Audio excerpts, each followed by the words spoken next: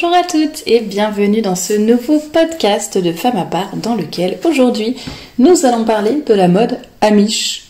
Essayons de voir si le fait d'être modeste signifie être amish, si le fait d'être décente ça signifie forcément être habillée comme un sac à patates, parce que voilà, amish souvent dans la tête des gens c'est synonyme de sac à patates, de laideur, tout ça, mais nous allons voir tout ça en détail, images à l'appui et nous allons en discuter. Bref, c'est vrai que c'est une critique qui revient assez souvent, c'est un mot qui revient très souvent même dans les commentaires sur Facebook que j'ai désactivé maintenant, mais dans les commentaires, dans les discussions, c'est vraiment le mot qui semble représenter la laideur extrême et je ne sais quoi, enfin bref, l'habillement coincé par excellence. Et c'est vraiment l'insulte suprême pour les femmes qui essayent de s'habiller avec modestie, avec décence, qui ont encore un petit sens de la pudeur. Voilà, donc le but de ce podcast, c'est déjà de revoir qu'est-ce que la mode amish. Est-ce que c'est vraiment si laid ou si horrible? Ensuite, nous pouvons également nous demander pourquoi et comment nous critiquons les choses et ensuite vous rappeler que nous devons garder de bons repères. Alors moi déjà, quelque chose qui me fait vraiment beaucoup rire, c'est de me dire que... Enfin, beaucoup rire. Rire jaune, hein.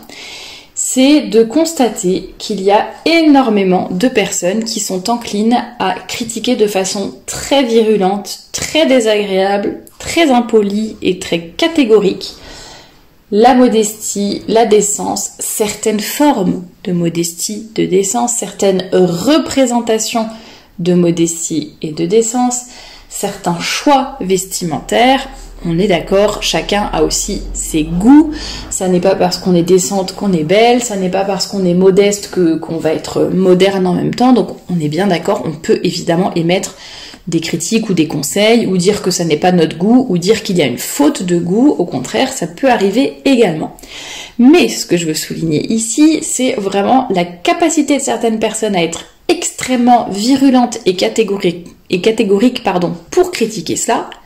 Et de l'autre côté, elles ne diront jamais rien, mais vraiment jamais rien, quand elles verront des personnes qui se disent par exemple catholiques, ou alors qui vont aller à la messe, on va dire, parce qu'après si je dis « Ah mais attends, tu ne juges pas les âmes, etc. » Donc non, je ne juge pas les âmes, mais donc on va prendre les personnes qui vont à la messe, on suppose qu'elles sont catholiques, si elles vont à la messe le dimanche, et qui viennent à la messe en sandales, en mini-jupe, en dos nu, et je sais pas, une attitude désinvolte par exemple. Non, on va pas parler d'attitude, on va rester vraiment sur l'habillement. Donc, sandales, à talons de 10 cm, mini-jupe. Quand je dis mini-jupe, c'est pas 1 cm au-dessus du genou, c'est mi-cuisse, on va dire, pour être très précis. Et dos nu, c'est-à-dire le dos qui descend. Bon, on voit peut-être pas l'attache du soutien-gorge derrière, mais quasiment. Voilà. Alors là, déjà, moi je dis du calme, posons-nous et... peut-être apprenons à nous remettre en question et à nous dire comment ça se fait que je sois si... Je dis nous, hein, enfin je m'inclus aussi dedans, peut-être pas sur ce sujet-là, mais peut-être pour d'autres. Comment est-ce possible que je sois si prompte à juger les personnes qui font beaucoup d'efforts, même si peut-être elles s'y prennent mal, même si peut-être il y a des fautes de goût, etc. Mais par contre, que je vais avoir beaucoup plus de mal à m'exprimer et à dire les choses quand quelqu'un va être à moitié nu à la messe. Ça déjà, je pense qu'il faut essayer d'y réfléchir et de se dire, bon, peut-être qu'il faut que je sois moins virulente dans ma critique, moins sévère, plus avenante, en me disant, bah écoutez, au moins telle personne déjà, elle essaye de faire des efforts, elle essaye de faire de son mieux. De même que par exemple pour une personne qui va en mini-jupe à la messe, on va se dire mais attendez, déjà peut-être que c'est la première fois qu'elle rentre dans une église, peut-être que personne ne lui a jamais appris, peut-être qu'elle n'a pas eu la même éducation, peut-être qu'elle n'a pas reçu grand-chose, peut-être qu'elle ne sait pas, qu'elle ne se rend pas compte, enfin peu importe, hein, il peut y avoir plein de... Peut-être que toutes ces jupes midi étaient à laver et qu'il ne lui restait plus que celle-ci. Voilà, il faut aussi savoir se mettre... à la place des gens et évidemment ne pas juger ou critiquer trop promptement. Mais sur les réseaux, c'est vrai que ça se fait très très très rapidement et de façon souvent très désagréable. Et d'ailleurs, je pense que beaucoup de critiques que je reçois ou que mes lectrices reçoivent ne serait pas faite dans la réalité, que les personnes n'oseraient évidemment pas dire la même chose. Mais bon, c'était déjà une petite introduction enfin qui n'est pas une introduction, qui est déjà un peu dans le vif du sujet, mais pour appeler les gens à peut-être un petit peu d'objectivité, de remise en question et de se dire voilà, je vais peut-être essayer d'être moins virulente dans mes propos et essayer de voir les choses de la façon la plus positive possible.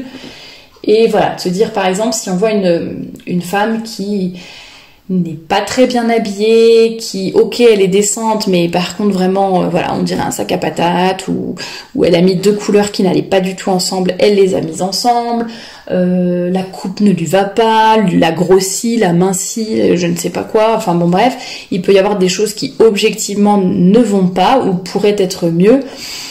Est-ce que on doit dire de toute façon t'es qu'une sale amiche, de toute façon tu ressembles à rien? Non, on peut peut-être essayer de faire comprendre les choses gentiment, aider, tirer vers le haut. J'en avais déjà parlé dans un autre podcast, mais voilà, il y a des personnes qui ont vraiment un sens du goût, de la mode, des harmonies de couleurs, du style, enfin c'est vraiment inné chez elles, c'est facile pour elles. Bah, plutôt que de critiquer les autres, essayer de les aider, de les tirer vers le haut, et de leur dire ah peut-être que si tu faisais ça, ça irait mieux, tiens cette coupe-là t'irait mieux, écoute je suis désolée de te le dire mais ça vraiment c'est dommage, moi par exemple j'ai déjà eu, peut-être qu'elle m'écoute d'ailleurs, mais d'ailleurs je dis elle, mais en fait il y en a déjà eu plusieurs des lectrices qui m'écrivent et qui me disent voilà j'ai acheté telle tenue, ou tiens voici mes tenues, qu'est-ce que vous en pensez? Alors je ne suis pas conseillère en images, mais j'ai déjà beaucoup lu et étudié tout ce qui était morphologie, silhouette, etc.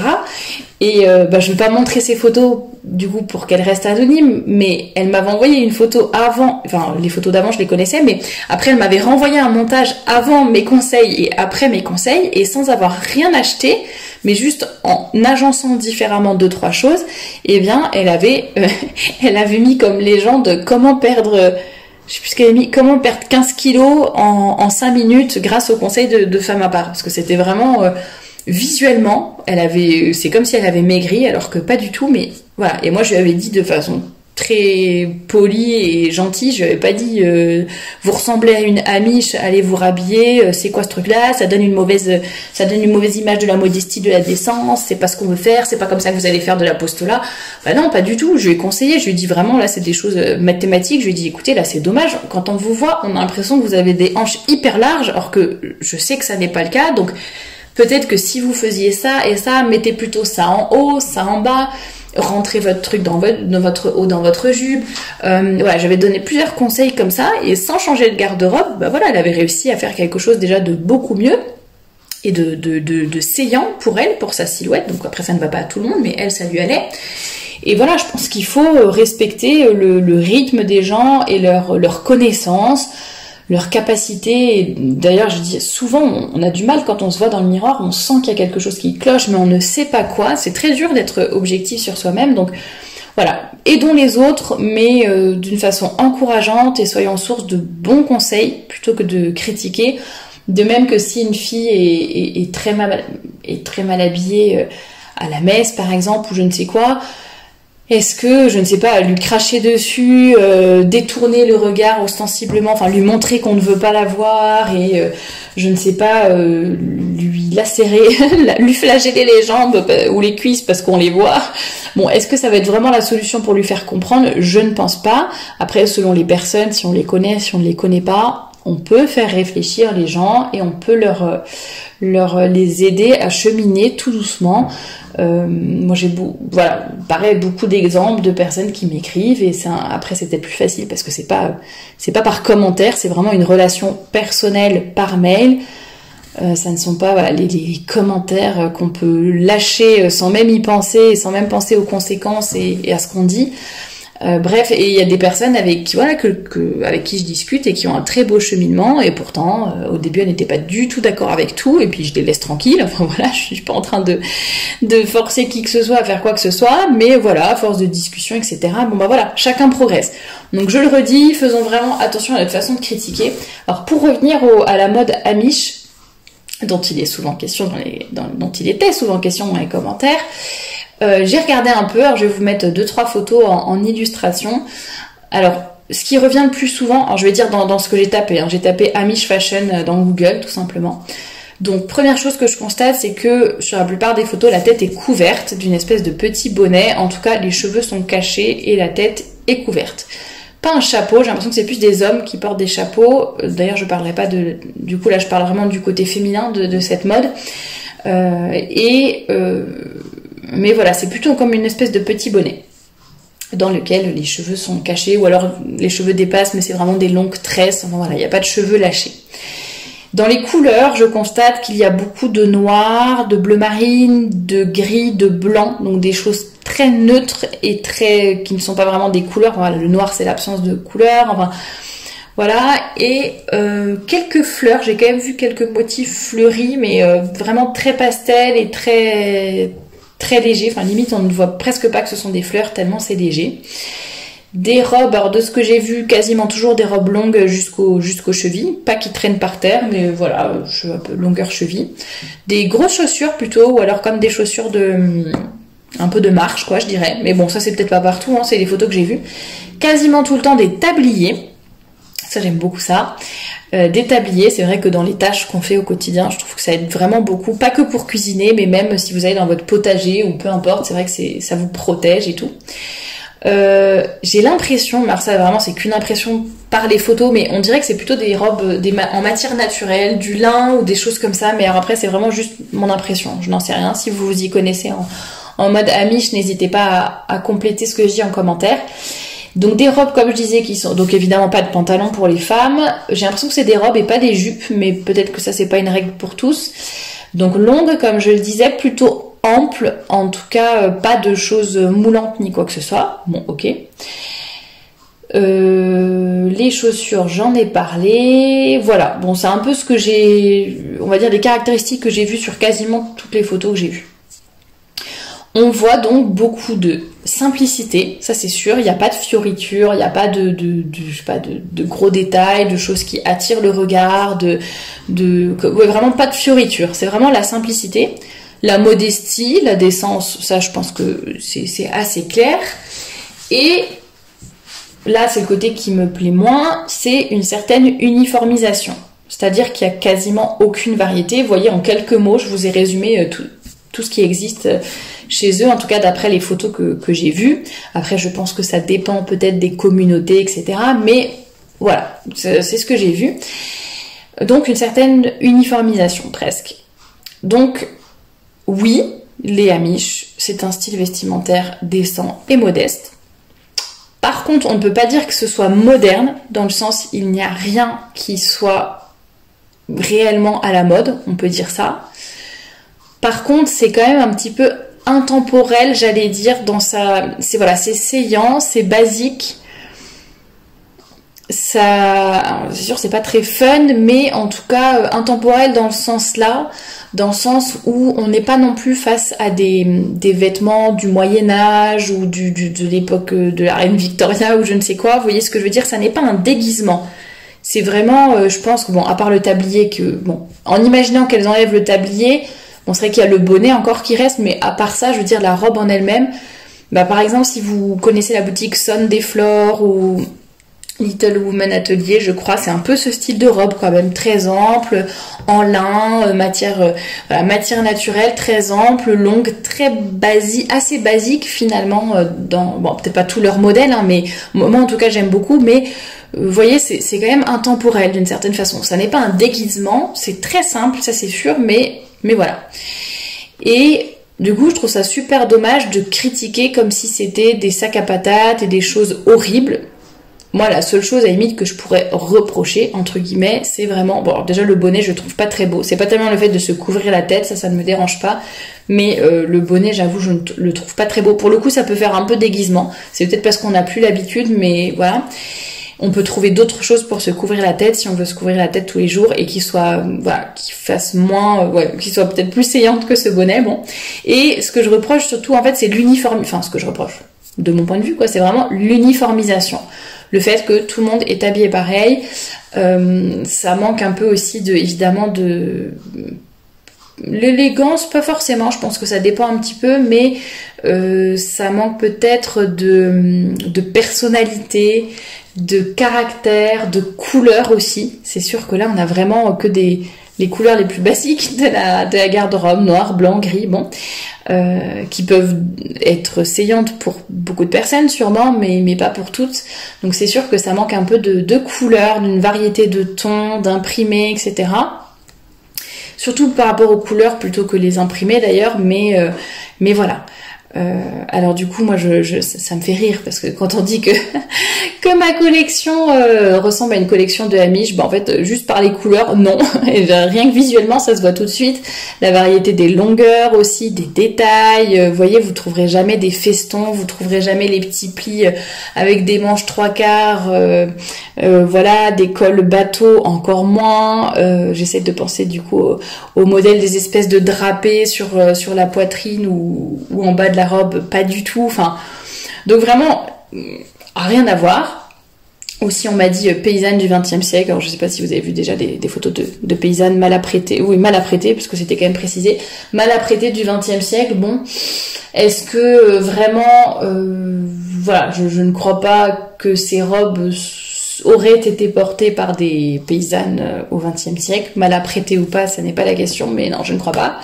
Désolée de vous décevoir, mais voilà, donc effectivement, il manque peut-être un petit peu de couleur et de personnalité, surtout le fait que chacune puisse exprimer, comme je le disais, son style personnel, selon son caractère, selon ses occupations, selon ses activités, selon son métier, etc.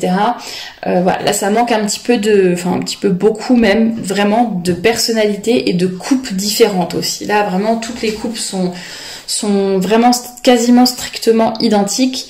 Et voilà, c'est ça qui est peut-être un petit peu dommage, mais voilà. Donc moi vraiment pour moi, on peut être, et pour moi et de façon générale, on peut vraiment être modeste, être décente, tout en étant belle, tout en étant élégante, tout en restant féminine, tout en restant mignonne, séduisante, tout ce que vous voulez. On peut vraiment allier les deux. Et d'ailleurs, c'était vraiment l'objet de la création de ce blog, c'était de montrer qu'on n'était pas obligé d'être vulgaire pour être belle et on n'était pas obligé d'être sac à patate pour être décente. Il y a vraiment un juste milieu qui existe. Il faut savoir s'adapter aux situations. On ne s'habille pas de la même façon quand on va à la messe, quand on va au bureau, quand on va jardiner, quand on s'occupe de ses enfants, ou peu importe, ou quand on fait du sport. Voilà, il y a des vêtements, il faut s'adapter aux situations. La beauté, c'est le fait d'être soi, de capitaliser sur ce qu'on a reçu. La beauté, ça ne sont pas les filtres sur Instagram, ça n'est pas de toutes se refaire les lèvres, les sourcils et je ne sais quoi de la même façon. Et avec le maquillage, enfin si vous regardez certaines influenceuses, mais elles ont toutes la même tête, c'est incroyable, mais toutes pareilles, parce que bon après c'est l'effet de mode aussi bien sûr, mais voilà, sachons aussi capitaliser sur ce que nous avons reçu et ne pas toutes ressembler les unes aux autres avec exactement la même coupe de cheveux, le même maquillage, etc. C'est vraiment capitalisons sur ce que l'on a, donnons le meilleur de nous-mêmes, mais par rapport à ce que nous avons reçu. C'est aussi ce qui nous permettra de nous accepter plus facilement. D'ailleurs, le podcast sur le maquillage, vous pouvez l'écouter ou le réécouter. Je sais qu'il avait eu beaucoup de succès. Si ce sujet-là, de l'acceptation et de la confiance en soi, vous intéresse, et lisez aussi les commentaires sous les podcasts qui étaient très intéressants, avec beaucoup de témoignages très intéressants. Voilà, c'est aussi la beauté, c'est aussi se connaître, s'aimer, mais aussi se respecter. On ne peut pas... voilà, pour moi, voilà, si on est vulgaire, par exemple, on n'est pas belle. Même une femme qui aura peut-être esthétiquement un beau corps ou une silhouette qui sera équilibrée, etc. Si elle est vulgaire, en fait, ça enlève toute son âme, toute son essence. Enfin, je trouve que ça enlève même toute la beauté, finalement. Donc, c'est super dommage. Essayons vraiment de nous respecter dans le sens, on respecte ce que l'on est et on capitalise sur ce que l'on a reçu, mais également se respecter par rapport à la pudeur, par rapport à la pureté, par rapport à notre dignité, à ce qu'on va montrer en famille, aux amis, selon les circonstances. Voilà, on ne se comporte pas de la même façon dans l'intimité, on ne se tient pas de la même, on ne s'habille pas de la même façon dans l'intimité ou pour dormir et pour aller à la messe par exemple, loin de là, ou aller à la plage et aller à la messe. Il y en a apparemment qui confondent, mais non, on ne s'habille pas de la même façon. Donc vraiment, essayons de nous respecter, voilà, avec tout ce que cela englobe. Faisons attention, comme je le disais au début, à nos critiques, à nos propos, essayons de dire les choses de la bonne façon, de façon positive, de façon respectueuse. Et comparons aussi ce qui est comparable. Je pense que, je le dis assez souvent dans mes podcasts, mais on perd beaucoup nos repères aussi.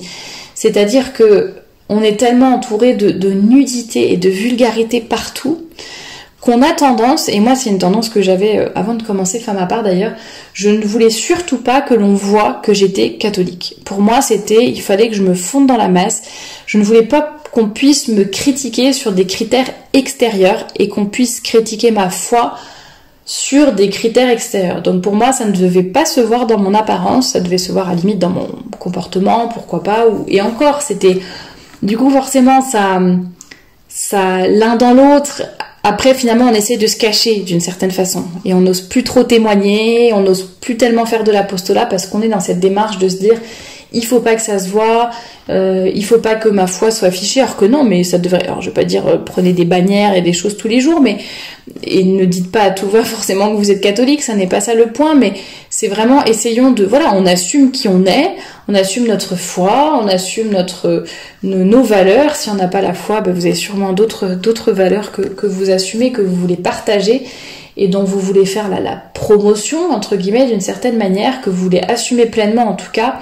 Et donc voilà, essayons n'ayons pas peur d'être différentes. Je veux dire, on est dans un monde qui est tellement athée, tellement décadent, que oui, forcément, ça se verra. Si vous êtes catholique, ça se verra. Si vous avez certaines valeurs, ça se verra. Si vous n'êtes pas féministe, ça se verra. Parce que de toute façon, vous allez forcément sortir du lot.